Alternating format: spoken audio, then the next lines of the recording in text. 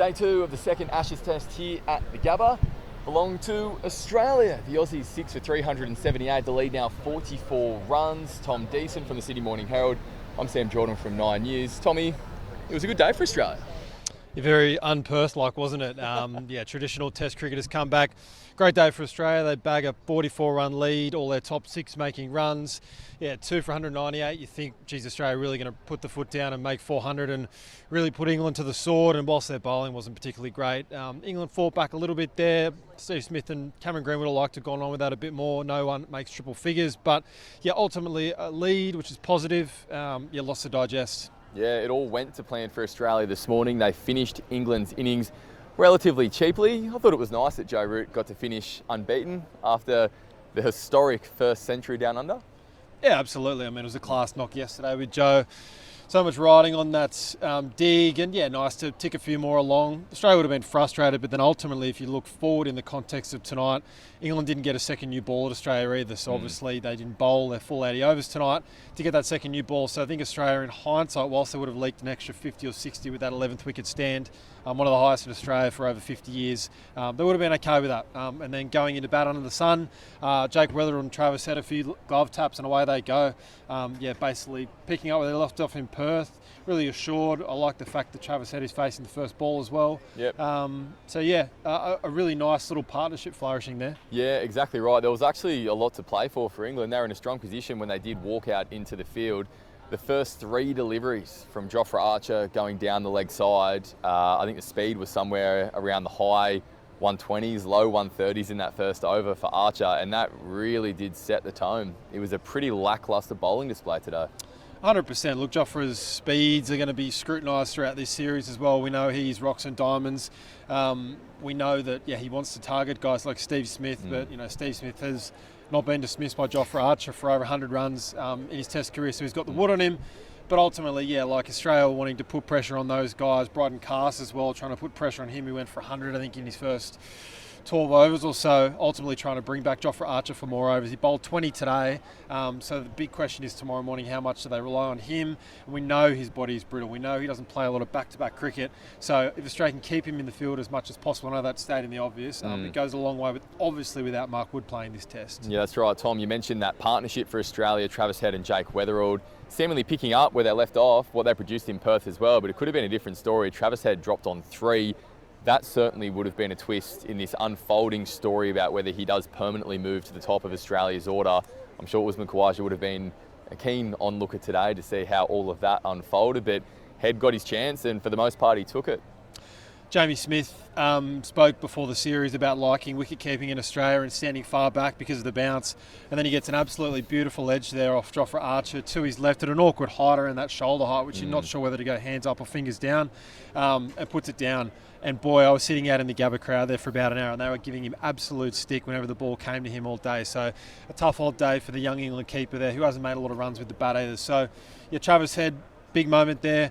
And maybe almost thought, I just need to go on with this. Not go on with this, but I need to play a few shots here and not sort of get caught nicking and nudging around, and did that as well. And with that, just bred confidence with Jake Weatherald as well. I love his stroke play outside off, 11 boundaries or so in his innings today. Became very close to making a maiden Test ton, but not to be. And has all but locked up his spot for at least another couple of tests, you'd think. Yeah, that's right. He's looked comfortable ever since he's been around the Test environment. Whether you see him at training, he's always saying g'day. Nothing really seems to faze him too much, and he certainly showed that composure in his batting today. Guess it was the opposite of that partnership in Perth. It was Jake that was driving the pace, and it was a refreshing reminder of just how strong this Australian batting lineup can be when they get off to a strong start. 100%. I mean, obviously in the Dave Warner world, without him, they've been looking for that aggressive player to partner Usman Khawaja at the top. They got Sam Consist in a couple of tests there, but ultimately they want someone who can drive that run rate along, and scoring at 5 and 6 and over is not normal for Australia as well. So to see them do that, not only for the first 20 overs, but to continue that all day, they basically finished at over 5.5 and over for the day, which is pretty... Bazball. It is. But in all seriousness... Before anyone hits the comment section, that is just a joke. Yeah, but in all seriousness, they moved the game along better than England have, in a different way, because Joe Root plays a different way. But they'll be very, very happy with that scoring rate as well. I think the pitch was excellent to bat on today.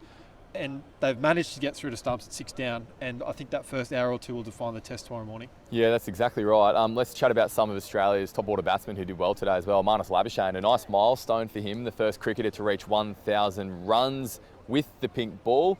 Gee, he looked so solid out there, didn't he? This is a guy who was in the wilderness, had been dumped out of the side, was in the West Indies facing Scott Boland most days while the playing 11 were out in the middle. Back in the team, has had a prolific Shield and one-day record for Queensland coming in here, and is making scores when they count. Again, would have been kicking himself. He didn't make triple figures here in front of his home crowd. But yeah, first bloke to 1,000 runs in pink ball cricket. I think more than 100 or 200 more than the next best.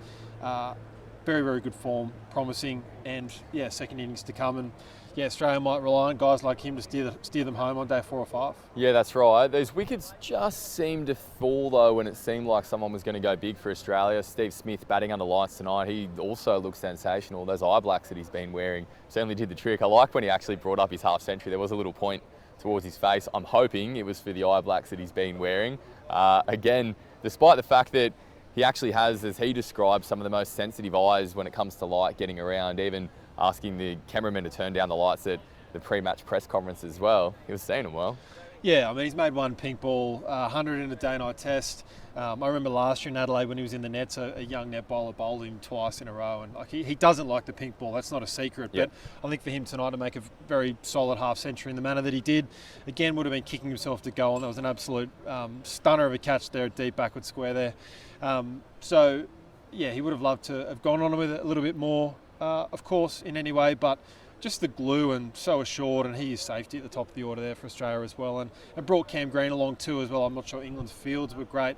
I know that they were playing a lot of shots behind point on the offside, so I don't think their fields, we can talk about the drop catches as well and the bowling plans, but That's I think good. they That were was all the a bit next at thing I sea. was going to bring up Yeah, as sure. well. 4 drop catches of the day for England. That hurts. At the end of a day like this, when they're now 44 runs behind with the potential for that to be a much bigger deficit, that has to hurt. I know it's a pretty tired old line. It's very village to say this, but catches do win matches, I guess, and to be putting down 4 in the way that they did today, not good enough. Yeah, and when you contrast that to some of Australia's fielding as well, the Alex Carey catch springs to mind. Yeah. It has been chalk and cheese with the two teams there. Incredibly important. Like the one there right at the end, that's just that's a coach kill in every respect. Yep. When you're in the dirt all day and you're needing wickets, and to try and break that partnership up, and Michael Neser is a very good, competent number 8 as well. Obviously, part of the reason why he's been picked as well ahead of Nathan Lyon, which would have been interesting to see how many overs Nathan Lyon would have bowled in this test. But England will be going into their sheds tonight thinking what could have been, and Australia will be absolutely desperate to ram it home tomorrow morning, tomorrow afternoon. Yeah, Josh Inglis looked great when he got going before he was dismissed by a peach of a delivery from Ben Stokes. Alex Carey, unbeaten in the 40s, once again providing that counter punch that the Aussies so desperately want from him and love from him as well, just to kind of keep putting the pressure on the opposition. Always painful runs when he does get going for the opposition. I just want to chat about Cameron Green before we do move on as well, Tom. What do you make of his performance today? Because he looked sensational, he got going. That was one of the more bizarre ways to get out for Cameron Green, backing away. For the last few overs before that, it was premeditated. He was going very early, backing away from his stumps, and that was the one that brought him unstuck. It doesn't look good when it happens like that.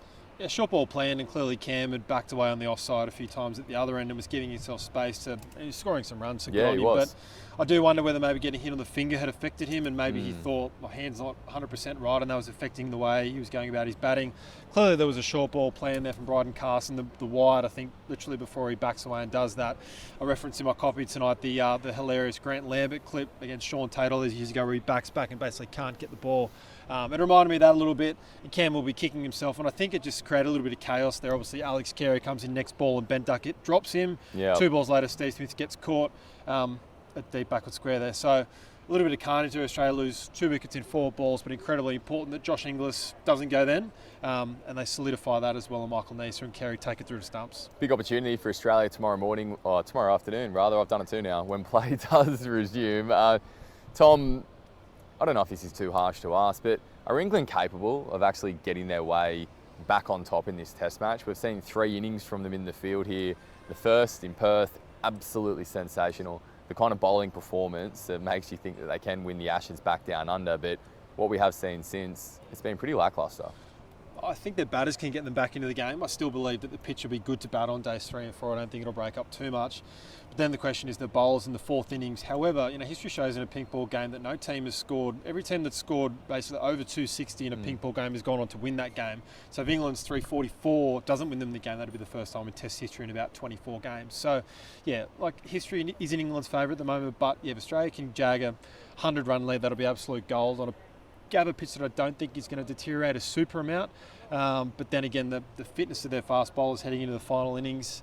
And I just think someone like Harry Brook is going to go off at some point. And I'm not sure when, Ben Stokes. I just think it's coming. I don't think they'll go 4 innings without a score. Yeah, okay. Well, one to keep an eye on, that's for sure. 2 quick ones before we do go. Day-night cricket in Brisbane. Something else, isn't it? We were in Adelaide last year, and Adelaide provided an amazing atmosphere, but, gee, the Gabba's loose. Really loose, yeah. What day is it? It's day 2. I watched a guy just before Stumps tonight walk around his bay that he was sitting in and pick up as many warm, half-drunk beers as he could and scull them to the roar from the punters that were sitting around him. It is a party inside. Affectionately known as minesweeping, that I think from my old uni days. Yeah, loose. I've enjoyed the crowd telling Michael Neser that he's too straight and really giving their 2 cents on the boundary. But yeah, rocking crowd, 36,000 on top of 37,000 I think yesterday. And the test will go deep into the weekend. A 4-day test at least, we think, unless there's absolute carnage tomorrow night here at the Gabba. So great to see, great for the game. England hanging on to this series. They go down 2-0. It'll be very tough to come back from. Well, history shows it's near impossible to come back from, so plenty for England to play for when day 3 gets underway tomorrow afternoon. We will be back once again for the full breakdown, the full recap. For more in-depth analysis, make sure you check out the Sydney Morning Herald and The Age websites. But what do you reckon? Tom might leave it there. Beauty. Thanks for watching, guys.